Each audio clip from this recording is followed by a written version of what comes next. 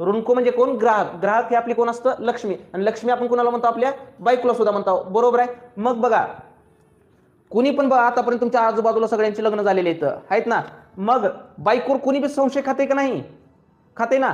पण बघा, कुणी पण लग्नाच्या अगोदर खाते का? नाही. कधी खात असते? लग्नाच्या नंतर खात असते. कधी? लग्नाच्या नंतर खात असते. म्हणजेच कधी? बरं, वर्षाच्या शेवटी. आपण संशयित करणे सुद्धा वर्षाच्या शेवटीच करायला लावतो. पण बायकोला सांगताव का तुम्ही लगीन झाल्यावर मी तुझ्यावर संशय खायलाव? नाही. संशय खायला म्हणताव का? नाही. नुसतं डाऊट खातो आपण. संशय खाल्ल्यानंतर आपला संसार सुखाचं होईल का? बरं नाही. संसार सुखाचं होते का? नाही. संशय जर खाल्लो आपण आपल्या बायकोवर तर आपलं काय होणार आहे? नुकसान. काय होणार आहे? नुकसान. म्हणून ह्याच्यातून मायनस केलो. काय होणार आहे? नुकसान. नुकसान याचा अर्थ आपलं काय? खर्च. खर्च म्हणल्यास पुनर्मूल्यांच्या नावेला. पुनर्मूल्यांच्या नावेला. पण आपण सांगतो का बायकोवर संशय खायला? बायकोचं नाव घेतो का? नाही. म्हणून बघा, मी सगळ्या पदांचे रोख, इमारत घेताव, यंत्र घेताव, मालसाठा घेताव, सगळ्यांची पदाची नावं घेताव इथं.